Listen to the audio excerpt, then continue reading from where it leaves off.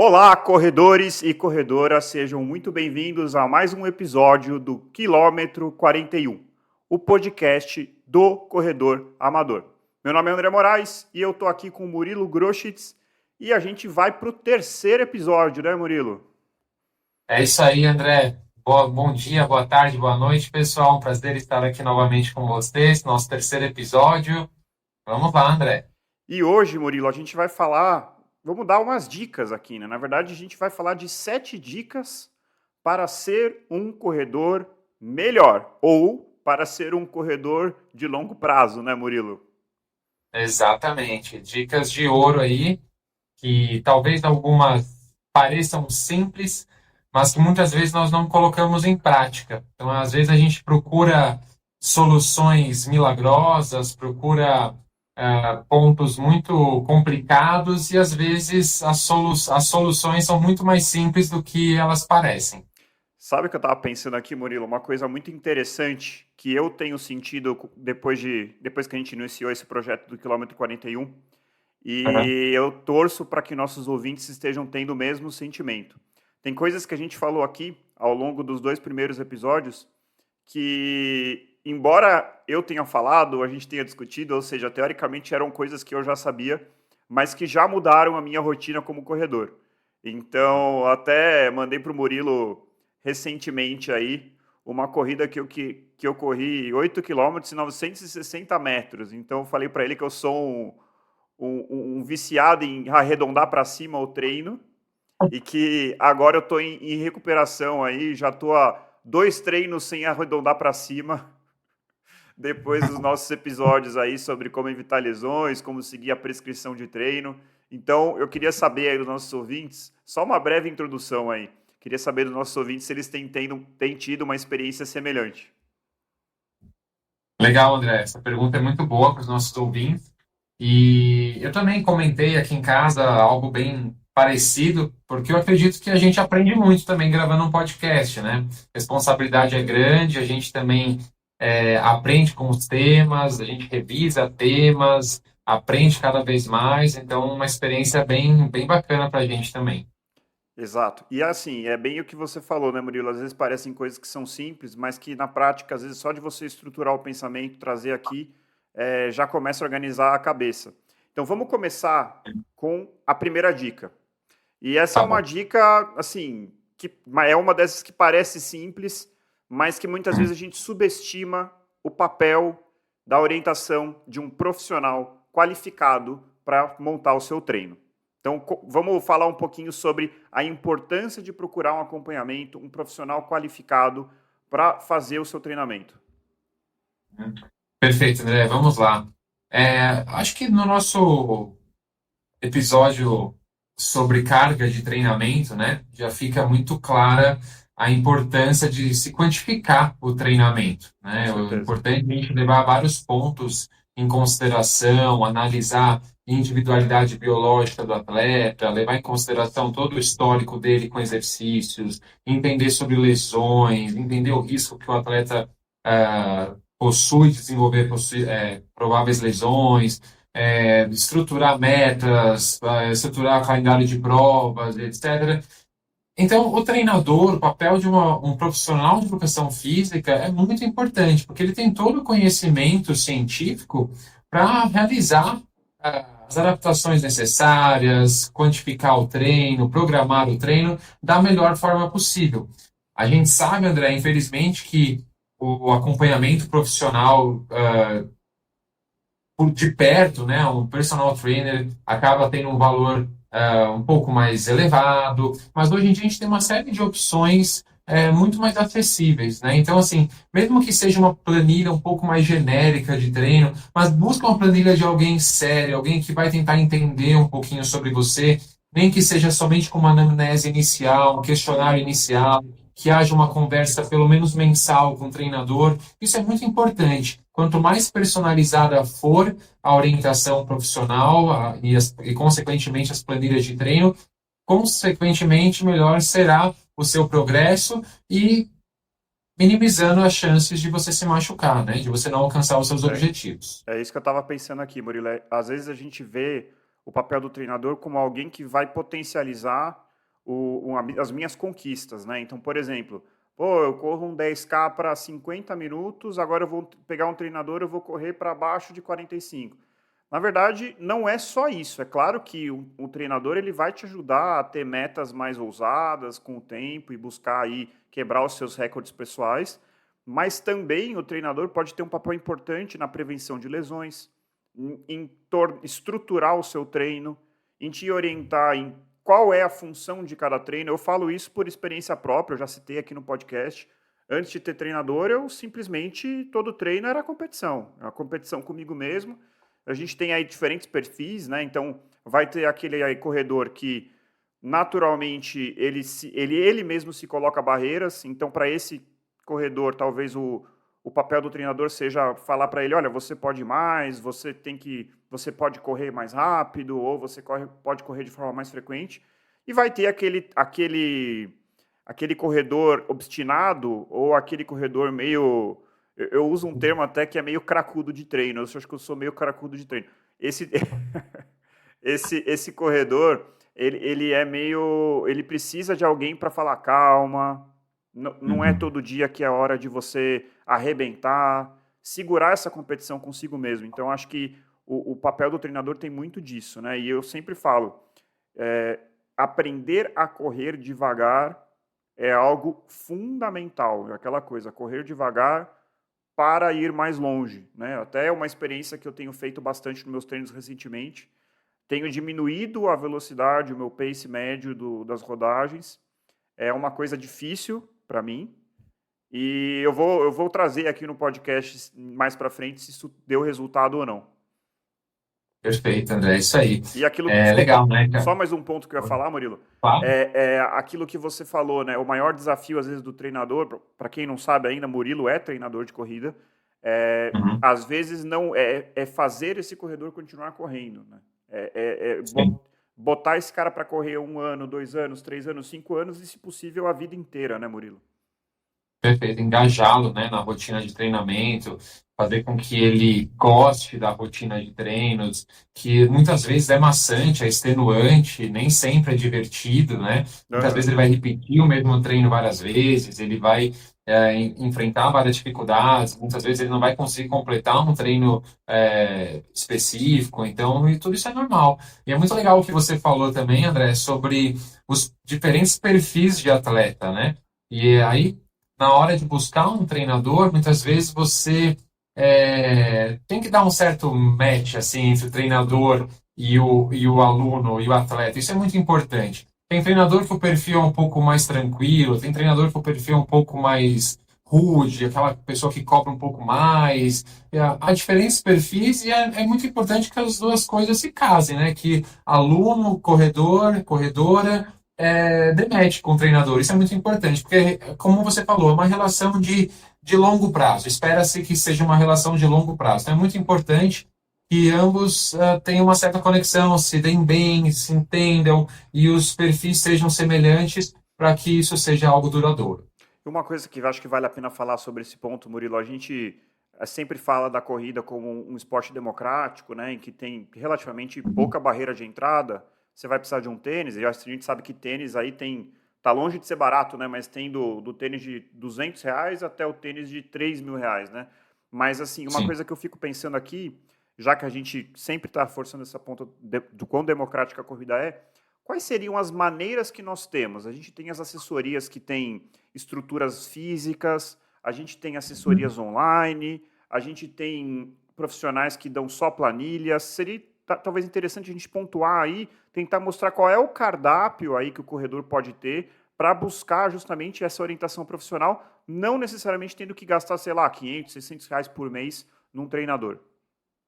Isso. André, eu acredito que o modelo mais simples de você receber algum tipo de treinamento minimamente orientado por um profissional, sejam as planilhas genéricas de internet, né? Então, são planilhas elaboradas por um profissional de educação física. Isso é muito importante que você consulte se ela realmente foi elaborada por um profissional de educação física. Provavelmente essas planilhas elas vão estar categorizadas por níveis de condicionamento físico e por meta específica. Então, se eu quero fazer um 10 quilômetros para 40 minutos, então quer dizer que eu sou um atleta já de mais experiência, eu sou um atleta avançado, então me enquadro numa planilha X desse treinador.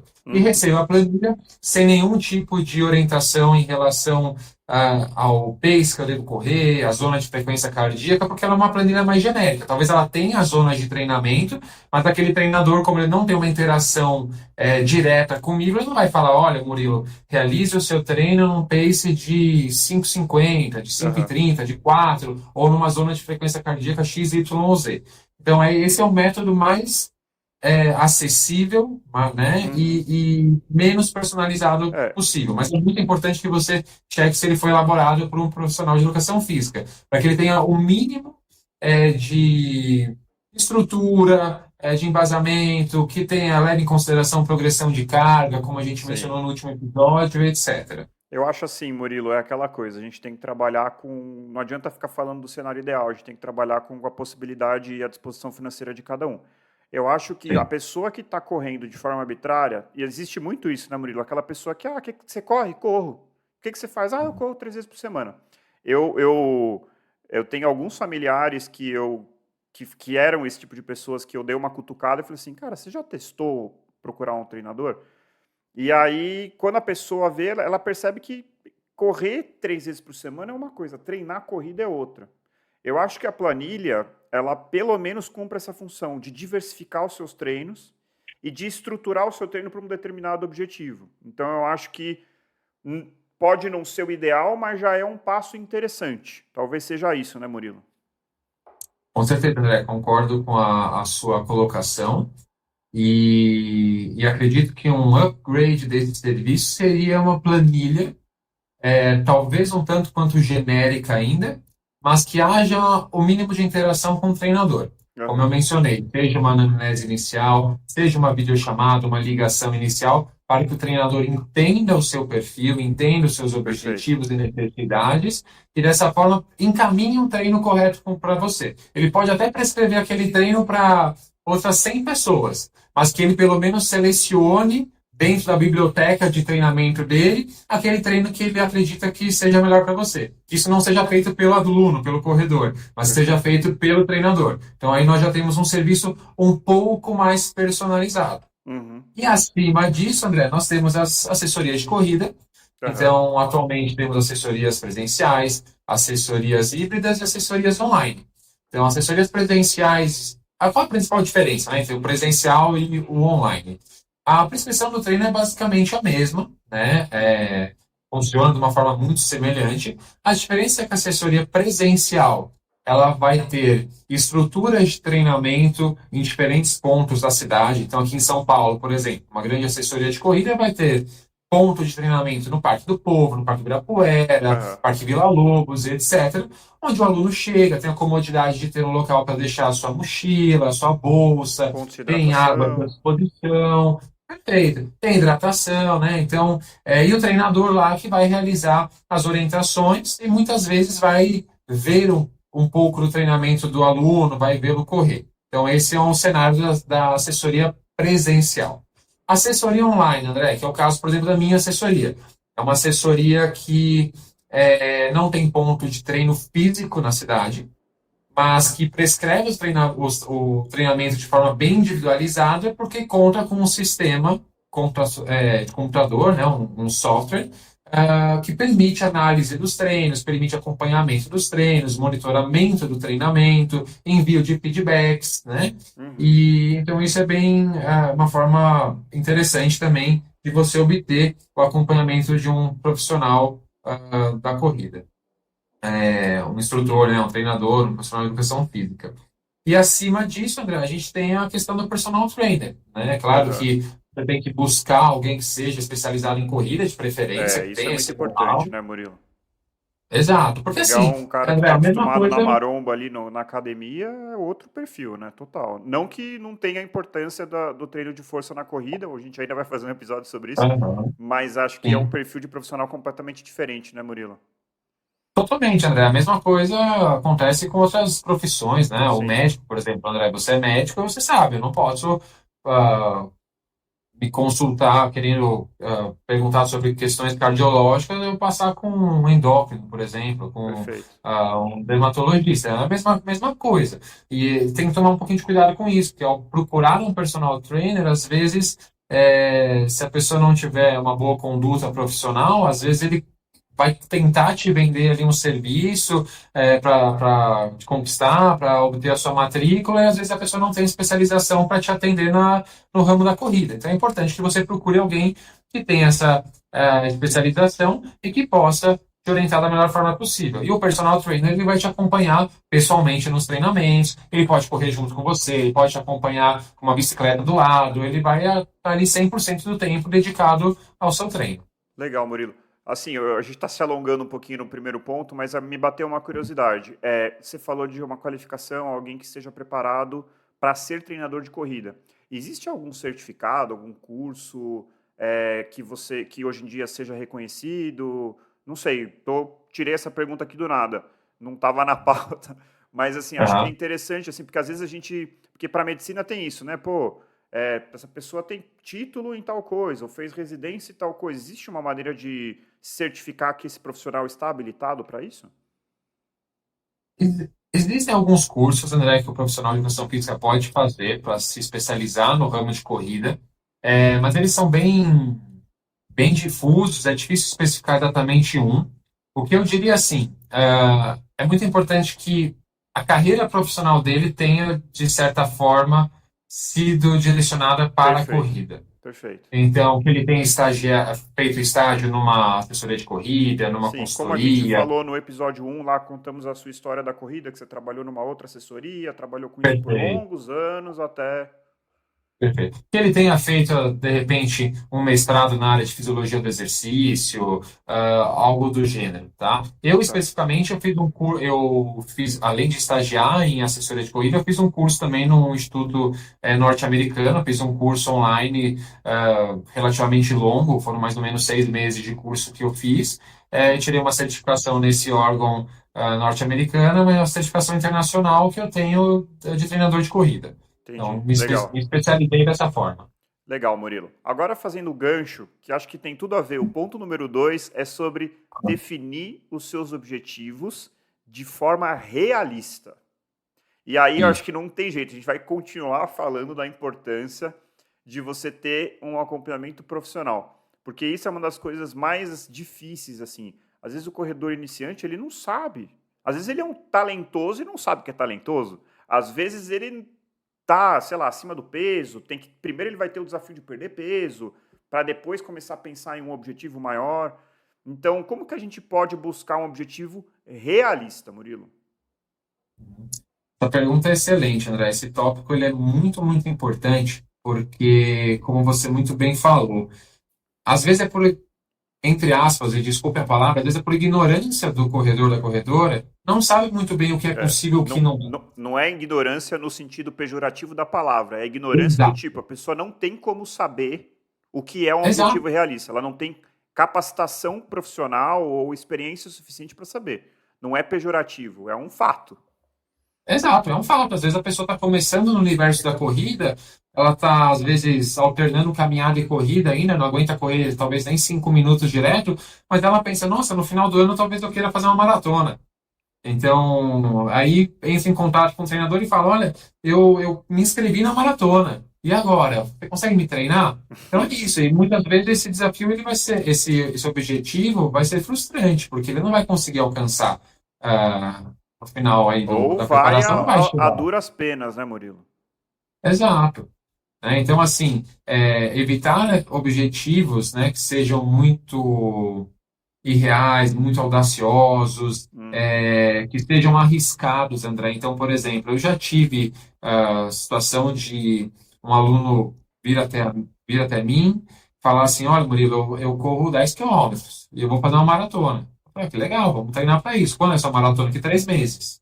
Já aconteceu isso. Meu Deus. Então, assim, é, é, eu expliquei todos os problemas em Aham. relação a isso.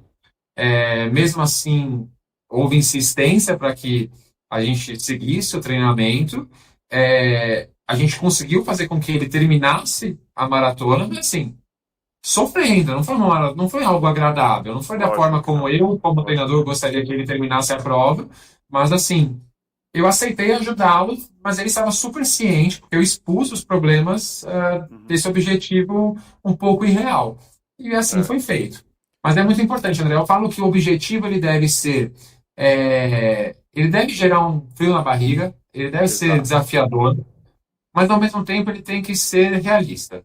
Perfeito. Tem um ponto ótimo ali, né, Murilo? Muito Então, fácil desestimula. Fala assim, isso aí para eu fazer, não... aí fica desestimulante. Agora, desafiador em excesso também é ruim, né? perfeito. Se for muito fácil, o dia que estiver chovendo, estiver frio, eu não vou treinar. Exato. Assim, só para colocar, assim, por exemplo, falando do meu caso, eu comecei a treinar de forma estruturada em 2020 e eu só fui correr uma maratona em 2023. Isso que eu já tinha sido atleta de atletismo, já cheguei a ser federado para provas de pista, já Uhum. tinha uma história na corrida e eu me dei Sim. esse tempo e eu acho que esse é um dos motivos pelo qual a minha primeira maratona foi tão prazerosa. Eu acho que você às vezes a primeira maratona a pessoa fala, legal, corri uma maratona, nunca mais quero fazer isso na vida. Pô, aí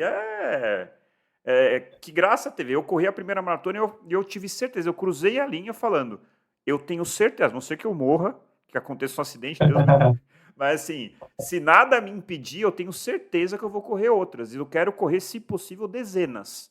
Então, por quê? Uhum. Acho que precisa necessariamente esperar 3 anos. Eu tive lesões no meio do caminho, tive algumas intercorrências, mas eu acho que, de forma geral, você correr um 10, correr uma meia, correr outra meia, se preparar, acho que isso é muito saudável, né, Murilo? Isso para quem quer correr uma maratona, tem gente que não quer. Também tem isso, né? Sim, sim.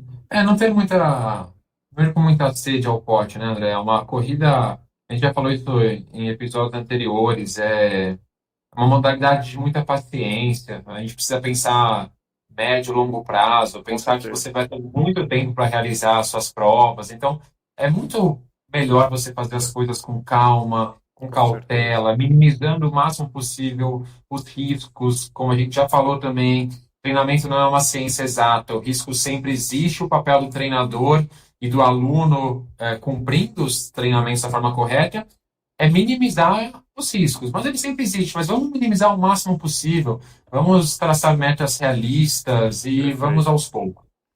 Maravilha, Murilo. Bom, então, procurar um profissional habilitado, definir os seus objetivos de forma realista, escolher provas de maneira estratégica. Então, qual seria a estratégia?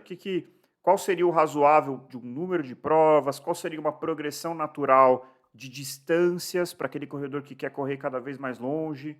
O que você diria nesse ponto, Murilo? Tá.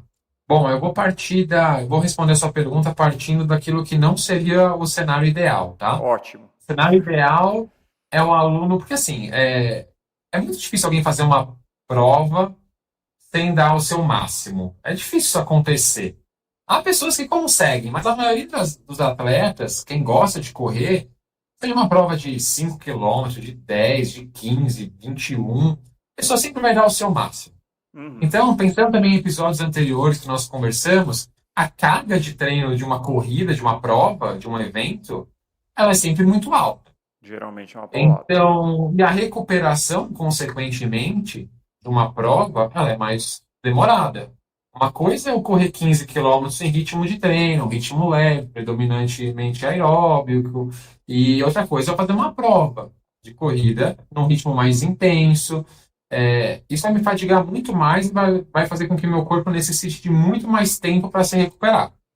Então, um Exato. cenário que não é ideal, o que é péssimo, é o corredor ou a corredora que começa a se inscrever um monte de prova. Então, praticamente todo final de semana tem prova. Ou começa a se inscrever e aí, depois de se inscrever em 5 provas, vira para o seu treinador e fala: Olha, me inscrevi nessas 5, toma, se vira. É complicado fazer dessa forma. É muito importante que haja uma conversa entre treinador e aluno, aluna, que se traça os objetivos. Então, assim, André, qual é o seu objetivo? Seu objetivo é melhorar seu tempo numa prova curta, por exemplo, de 5 Uhum. quilômetros? Seu objetivo é bater o seu recorde na maratona? Seu objetivo é progredir a sua distância? Então, vamos supor que você nunca tenha corrido uma meia maratona. Seu objetivo é esse ano, nesse primeiro semestre? Qual é seu principal objetivo? E daí, tanto faz, tá? Aumentar a distância, melhorar tempo, isso é muito de preferência pessoal. Traçando o seu objetivo principal, aquele vai ser o seu ponto final, digamos assim. Perfeito. Todas as outras provas, treinos que antecedem este ponto final, eles são preparatórios para este evento em específico. Perfeito. Então, talvez haja uma ou duas provas, três talvez, mas que elas são estratégicas, elas são colocadas em períodos específicos do treinamento para que você por algum motivo naquela prova, treine algum aspecto importante. Seja estratégia de prova, seja correr num ritmo específico. Então, essas provas preparatórias, elas têm subobjetivos, digamos assim. E Perfeito. isso quem vai saber dizer muito bem é o treinador. Exato. Então, aquele aluno que se inscreve um monte de prova, ele acaba não conseguindo, aquela pessoa que atira para todos os lados. Então, É. ela nunca vai conseguir direcionar todos os seus esforços para um grande objetivo. E não Eu, vai, consequentemente, não vai obter um resultado tão significativo e tão bom quanto poderia se tivesse todos os seus esforços direcionados para uma só data. perfeito, Murilo. Acho que assim, como regra geral, não querendo criar uma regra geral, mas assim, eu acho que até você pensar assim, uma prova por mês já é um pouco demais, né, Murilo? Porque assim, por exemplo, seja um 10K, seja uma meia maratona, às vezes a gente fala assim, é só 10K. Pô, um 10K no talo é uma paulada. Sim. É uma paulada. Sim. Eu corri ano passado um 10K e deu 2 semanas eu ainda tava com dor na panturrilha, porque você corre ali meio que na ponta do pé, não na ponta do pé, né, mas mais de antepé. Então, eu acho que uma prova por mês já é bem desafiador. Eu diria que bimestral, trimestral seria uma coisa um pouco mais razoável, mas é claro que isso tem que ser individualizado, né, Murilo? E aí Com isso certeza. dá um gancho perfeito com o ponto 4, que é aprender que descanso faz parte do treino. Então, por que eu estou fazendo esse gancho? Aquele cara que está competindo sempre, ele não tem descanso. Ele não tem recuperação. Então, ele vai estar sempre no limite ali. Se ele, às vezes, é uma pessoa muito diferenciada, não vai se machucar. Mas, via de regra, a chance da pessoa se machucar nesse sentido é enorme, né, Murilo? Então, assim, Sim, André. o ponto 4 é a importância do descanso para você ser bem sucedido no seu treinamento. Sim, isso é fundamental. É uma falha que não só atletas iniciantes possuem, mas também atletas mais avançados. É achar que todo treino tem que ser paulada, é achar que day off é bobagem, então um dia livre sem treinos é bobagem, que ele não precisa daquilo. Fazendo uma ponte ali com o tópico anterior, né, como você falou, é, fazer provas praticamente todos os finais de semana, ok, né? Então vou dar o meu máximo aí todo final de semana. André, muitas vezes fazer uns 5 quilômetros bem feito, bater o seu recorde nos 5 quilômetros, você vai passar 1 ou 2 semanas sem conseguir fazer os treinos direito. Você vai se Não, sentir fadigado em praticamente todos os treinos. É muito complicado. Então imagina se você faz isso toda semana, cada 2 semanas, você praticamente não vai mais render nos seus treinos. Então, o descanso, o repouso, ele é fundamental, André. E aí também há um paralelo também com a questão do sono, né? Eu até anotei aqui para a gente falar um pouquinho disso. Não só o day off é importante, você saber que ter um dia sem treinos ele é fundamental para sua melhora, seja uma vez na semana, uma vez a cada 10 dias, isso também, mais Ou uma vez. mesmo, por exemplo, eu não treino todo dia, mas assim, por exemplo, na minha cabeça, não sei se eu estou falando uma besteira aqui, Murilo, mas, por exemplo, o dia que eu não corro, que eu estou fazendo academia. Obviamente, eu tô fazendo um outro estímulo para o meu corpo. Não sei se é razoável entender que, de certa forma, eu estou descansando uma parte, estimulando outra. Ou então, por exemplo, tô fazendo uma corrida, tipo assim, bem lenta mesmo, assim, bem em recuperação. é possível também se recuperar treinando? Ou não? Sim, é possível a gente se recuperar treinando, porque a gente pode continuar treinando. Então, aquele atleta que corre 4 vezes na semana, ele pode, numa semana mais leve, continuar correndo 4 vezes na semana, Uhum, mas havendo apenas uma diminuição das cargas de treino. Então, uhum, ele vai ter uma semana um pouco mais tranquila. Mas em alguns momentos do treinamento é importante que haja uma redução mais abrupta sim, da claro, carga de com treino. E aí, certeza. muitas vezes, retirar uma sessão de treino da semana, ou até mesmo, imagina, depois de uma maratona, normalmente eu não peço para o meu atleta, ó, você vai correr na semana pós-maratona. Vai ficar 1, 2 semanas pedalando, vai nadar, vai caminhar, vai passear com o cachorro, vai fazer outra coisa. Mas é fundamental que haja a recuperação adequada entre sessões de treinamento, ou entre semanas, etc. E a questão do sono é muito importante, né, Murilo? Putz, sim, eu, por exemplo, preciso dormir, assim, para me sentir bem mesmo, é 8 horas para cima. Assim, nem sempre eu consigo, né? Assim, por coincidência, ontem mesmo eu estava de plantão, estou emendando aqui o dia, já fui na academia, enfim. Mas, assim, eu sinto que, claro que isso é muito individual, mas eu preciso de 8 horas para me sentir descansado de verdade. André, eu particularmente, se eu durmo 6 horas, 6, 7 horas, eu estou bem. Menos que 6, eu fico um zumbi. É, Mais do que isso, também me sinto um pouco sonolento, já não gosto. Então, 6, 7 horas para mim é o ideal. Isso, como você falou, é algo muito individual. individual, né? Indivíduo dependente. É claro que problemas acontecem na rotina de todo mundo, Com então pode certeza. acontecer de um dia seu filho começa a chorar no meio da noite, você não vai dormir bem, você vai dormir ali talvez 3 horas, vai passar uma noite em claro.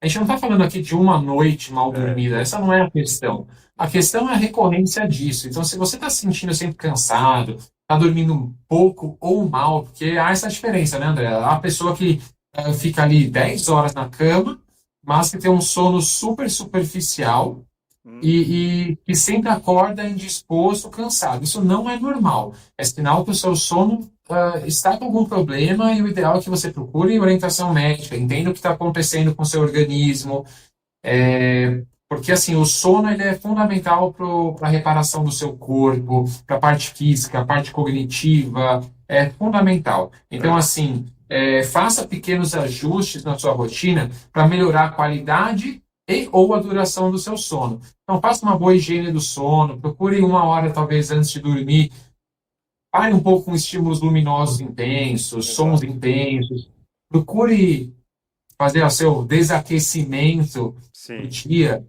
né? Isso é importante. E às vezes, André, parece bobo, né? Mas se você pegar o tempo que você perde com algumas bobagens no seu dia, então de repente você antes de dormir tem o hábito de ficar olhando seu Rede social. Instagram, rede social. Você passa ali 30 minutos vendo rede social. Poxa, você poderia olhar só 10 minutos e dormir, por exemplo. São 20 minutos a mais por dia que você dorme. Isso Exato. dá uma baita Pô, diferença já na sua semana. você falou de higiene do sono, Murilo. Higiene do sono dá um episódio inteiro. Para quem nunca ouviu esse termo, gente, eu vou tentar dar uma resumida breve aqui, o que é higiene do sono. Basicamente, tem algumas regrinhas aí para a gente dizer, assim, isso são medidas que você vai tomar para melhorar a qualidade do seu sono. Coisas que o Murilo já falou. Vamos supor que você vai dormir às 10 horas da noite, vamos supor. A partir das 8 horas, evite de ficar mexendo em celular, evite de responder mensagem do trabalho, tentar evitar telas, tá? Isso é muito importante, faz uma diferença gigantesca, gente. Parece bobeira, mas não é. Evitar de ficar mexendo em celular, e tentar transformar o ambiente em que você dorme num ambiente que é usado só para dormir. Isso é uma coisa assim, por exemplo, eu não tenho televisão no meu quarto de dormir. Só tem uma televisão na minha casa que é na sala. Eu E também não. assim, quando eu me casei com a minha esposa, a gente discutiu isso, falei, vamos ter só uma televisão? E putz, foi um acerto. Então assim, o nosso quarto é o templo do sono. A hora que a sua cabeça se condiciona, a hora que você entra no quarto, que só serve para dormir, que não entra trabalho, que não entra televisão, que não tem Netflix, que não tem nada, a sua cabeça já fala, opa, é hora de dormir. Isso tem uma diferença gigantesca. Evitar de ouvir notícia. Hoje em dia, com o trabalho, né, o trabalho híbrido, em que a pessoa tem... Isso é uma coisa que é um problema que às vezes eu tenho. Às vezes, antes de dormir, eu caio na tentação de dar aquela última entrada no WhatsApp. Quando eu vejo lá, tem 15 mensagens do trabalho. Putz, isso aí é a pior coisa do mundo. Então, o que eu tenho feito é o seguinte: já sei que horas eu vou acordar amanhã. Eu tô indo jantar, vou jantar 8 horas, eu já coloco meu celular lá no meu quarto, já coloco o despertador para o dia seguinte e não mexo mais o celular até o dia seguinte. Às vezes eu tenho uma recaída, mas quando eu consigo emplacar isso, gente, é impressionante o efeito no sono. Então, assim, como eu já falei, dá um episódio inteiro, mas higiene do sono é muito, muito, muito, muito importante. Outra coisa que eu acho legal de falar, pelo menos para mim, o impacto do exercício físico na qualidade do seu sono. Pessoalmente, não tem coisa mais gostosa do que você deitar na cama, sentir aquele cansaço físico. Parece que a cama te abraça e você tem uma noite tranquila. Eu já tive Sim, insônia, já faz muito tempo que eu não tenho um episódio de insônia. Isso eu acho que tem, assim, eu percebo quando eu tô numa fase boa de treino, o meu sono fica ótimo. Então é um ciclo virtuoso, né, Murilo? Você dorme sim, melhor, você se recupera melhor, você treina melhor e você dorme melhor. E você fica nesse ciclo virtuoso. Então, acho que perfeito. você unir essas duas coisas, o papel do sono na recuperação de um treino e o poder de um treino em melhorar seu sono, pô, é o cenário ideal, né, Murilo? Uhum. Com certeza. Faz uma baita diferença na rotina de qualquer um. Maravilha, Murilo. Então, vamos falar do quinto ponto. Esse é um dos meus prediletos aqui, gente. Regularidade, gente. Regularidade é muito importante. A frequência do treino é fundamental. Assim, imagino que o Murilo deva ter alunos aí. Treina 3 vezes a semana seguinte faz um treino. Aí na outra faz 2, aí depois encaixa 2 semanas com 3 treinos, depois fica uma semana sem treinar. Dificilmente esse seu aluno, esse corredor, vai ter algum progresso significativo, né, Murilo? Com certeza, André. E o pior de tudo é que muitas vezes, depois de ficar uma semana sem treinar, 2 vezes sem treinar, aquele aluno vai lá e tenta compensar tudo num treino só. Então faz dobrado, corre mais forte do que eu pedi, prolongo a rodagem. É complicado, André, esse aspecto. E assim, a frequência de treinamento, a regularidade, ela é fundamental. Uhum. Eu prefiro que o meu atleta faça um pouco a menos, de repente ele fala, olha, hoje não deu para completar aqui os 50 minutos de rodagem, só consegui fazer 40 porque eu tive que terminar mais cedo, porque eu tive que levar meu filho para a escola, por exemplo. Eu prefiro que isso aconteça, mas que ele mantenha a regularidade, do que ele fique ali 2 sessões de treino parados, ele pule 2 sessões de treino, Uhum. e depois volte depois de 5 dias sem treinar. Então, treinar com consistência é fundamental para que haja a evolução. Como a gente falou, a gente tem um descanso, a gente tem um estímulo de treinamento. A gente tem um descanso, um estímulo de treinamento. As curvas de supercompensação. Então, Exato. algo que gera microlesões no nosso corpo, gera uma série de sinalizações no nosso corpo para que haja síntese proteica, para que haja melhora do nosso organismo, melhora da nossa capacidade física, mas isso precisa ser feito com regularidade. Não adianta nada a gente dar um estímulo hoje, segunda-feira, que a gente está gravando esse podcast, e daqui no sábado eu dou outro estímulo para o meu corpo. Tem muito tempo de descanso, também não é para exagerar, né? Exatamente, Murilo. Acho que a dica aqui, Murilo, eu sei que, claro, tem corredores que a corrida é fundamental na vida, tem gente que está começando, mas a dica que eu dou pessoalmente é: organize a sua vida para que a corrida caiba nela. Então, assim, não adianta nada você falar, eu vou correr 6 vezes por semana. Calma, como que é a sua rotina de trabalho? Como que é a sua rotina com a sua família? Não adianta nada você colocar aqui, mistura um pouco a questão das metas. Você tem que entender o que cabe na sua rotina. Ah, cabe 3 treinos? Então vamos lá. Que dia que você vai treinar? Vou treinar segunda, quarta e sexta.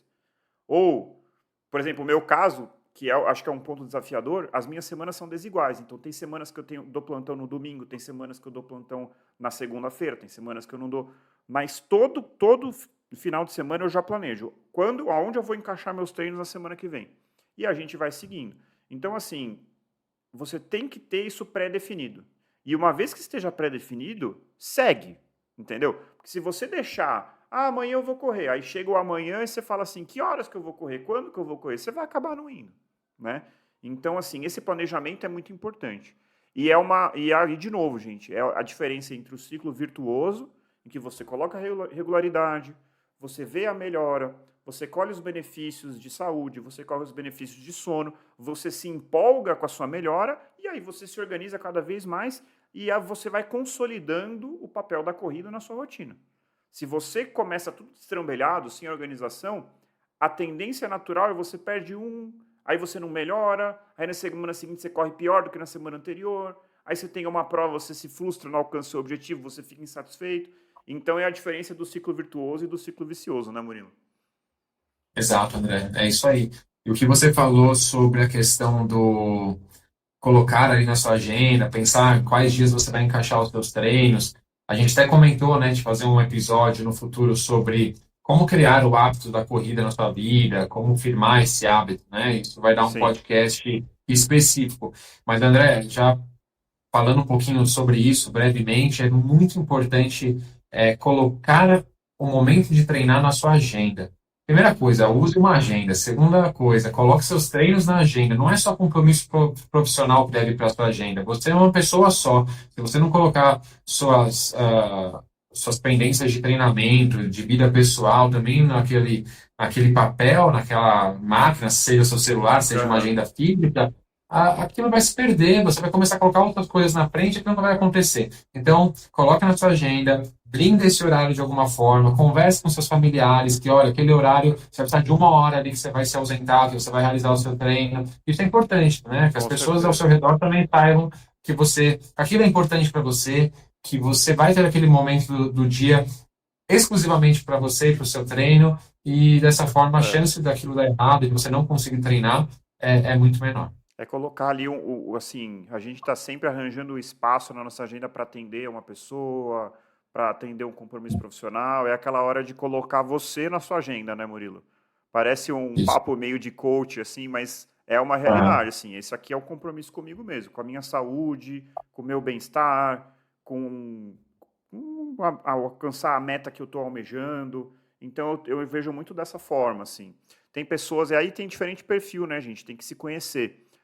Por exemplo, o Murilo falou de agenda, eu não coloco a corrida na minha agenda, mas eu não perco treino não, porque eu sei que eu vou priorizar, eu vou dar um jeito de fazer, é aquela coisa, cada um tem que se conhecer, tem gente que vai precisar botar na agenda, tem gente que, por exemplo, para fazer um exercício físico precisa ter um personal, e aí ter o compromisso do personal ajuda a pessoa, então é se conhecer, mas se programar. Se a hora que der eu vou, você vai acabar falhando, acho que esse é o ponto principal. é isso aí. Bom, vamos para o próximo ponto, ponto número 6, dica número 6.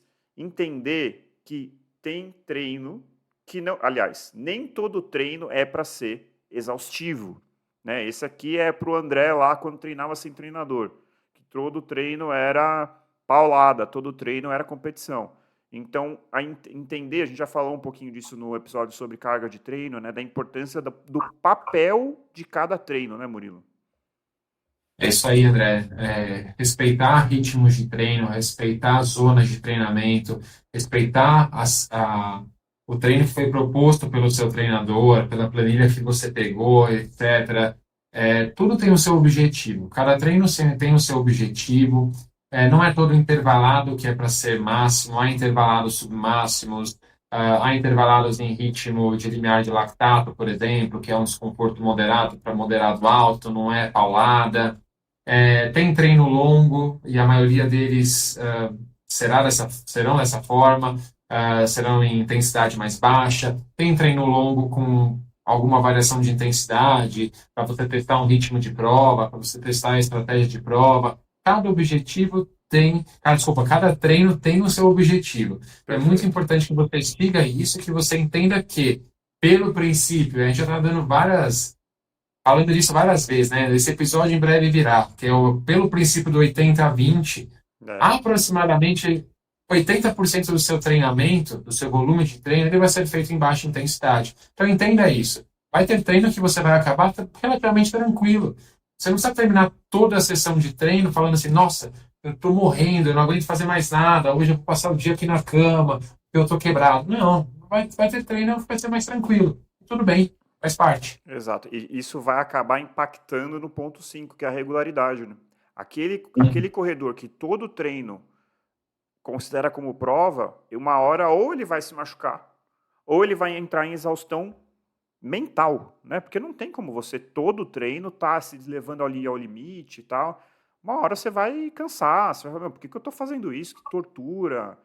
Então, assim, entender mesmo assim, pô, hoje é um treino leve, de recuperação, amanhã eu já sei que eu tenho intervalado, pegado pra caramba, você tem que estar bem pro intervalado, entendeu? Se você chegar no É, intervalado e estiver cansado do treino do dia anterior, você não vai performar ali no intervalado ou no treino de tiro. Então, acho que isso é muito importante, né? Acaba que tudo remete um pouco a procurar ajuda profissional, né? Mas assim, esse entendimento do que é cada treino é muito importante, né, Murilo? com certeza.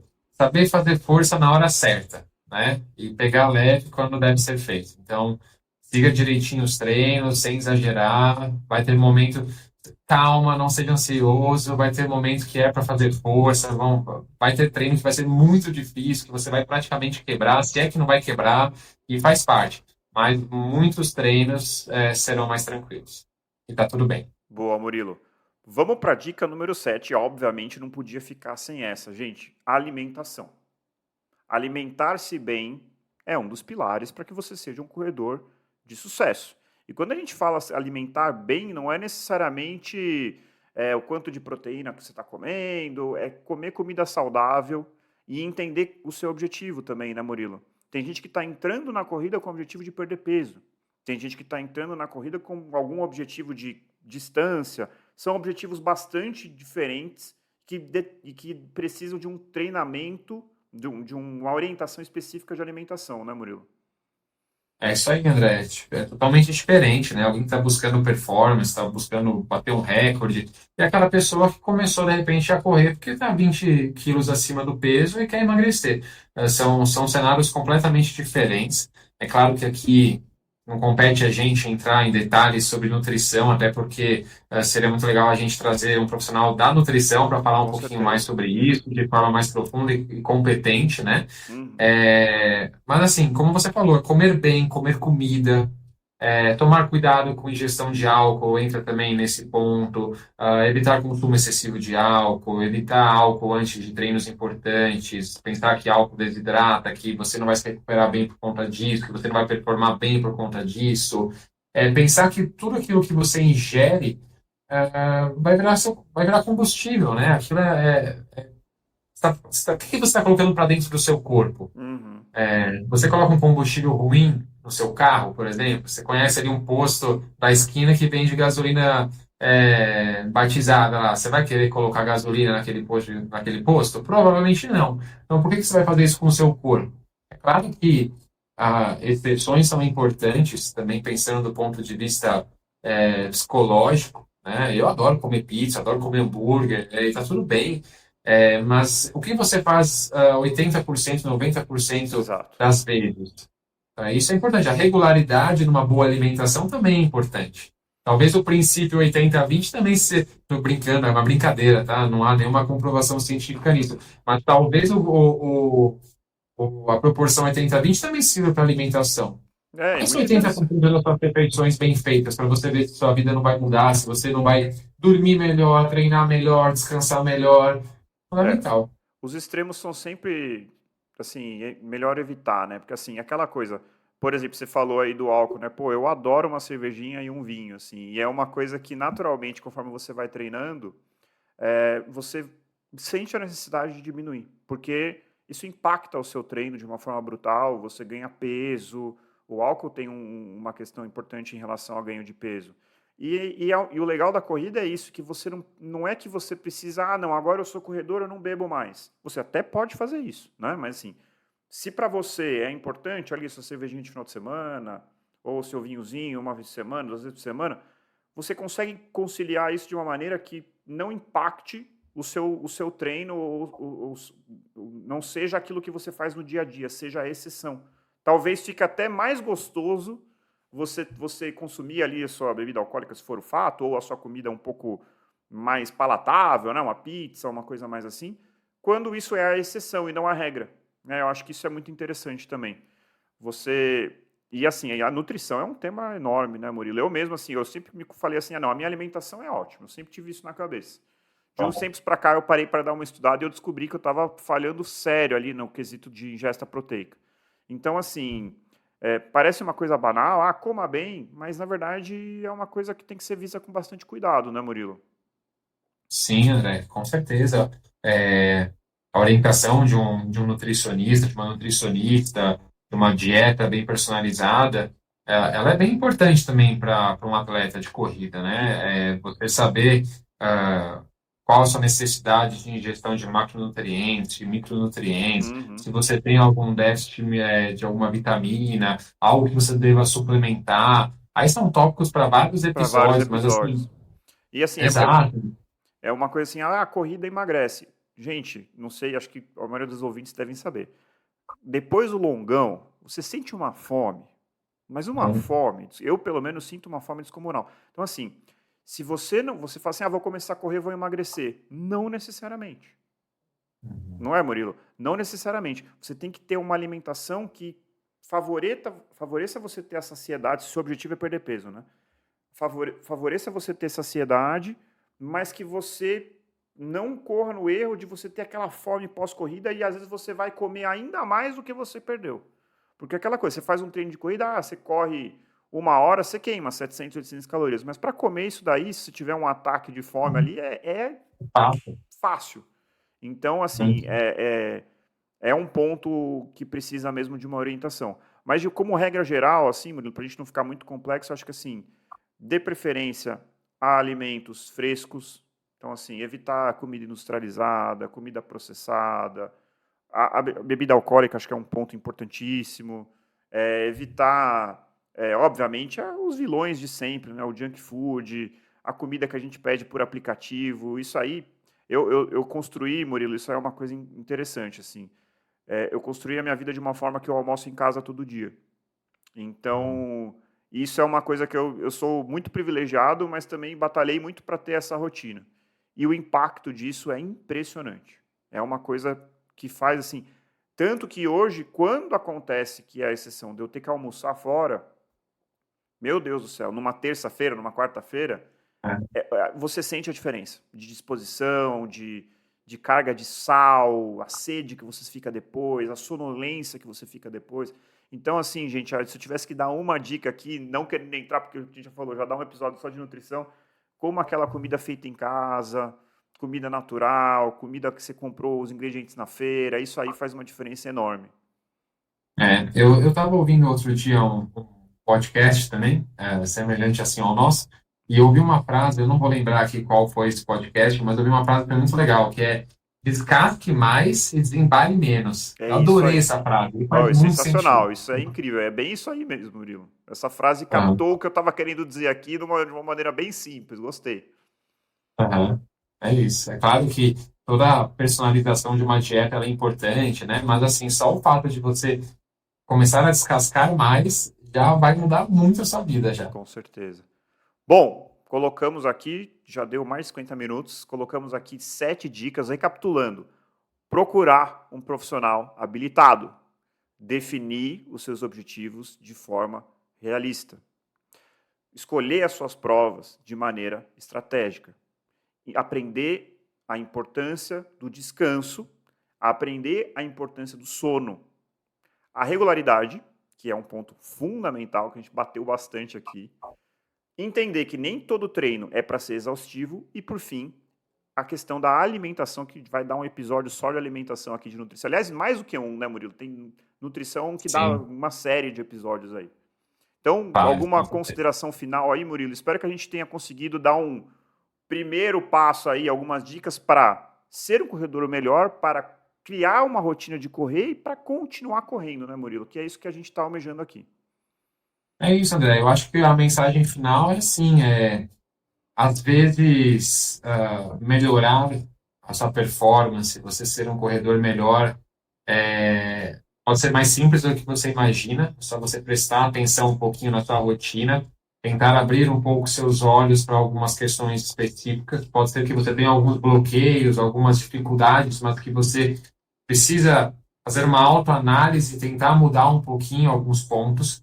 Se você já realiza com perfeição esses 7 tópicos, parabéns, você é um privilegiado e talvez tenha sido por esforço e mérito seu E tá no mesmo caminho certo, né?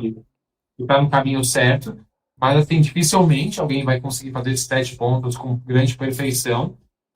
Então, analise esses 7 pontos, veja quais deles você tem maior dificuldade e invista um pouquinho de energia, um pouquinho de foco para melhorar essa questão em específico, que com certeza vai fazer bastante diferença na sua vida como corredor ou corredora.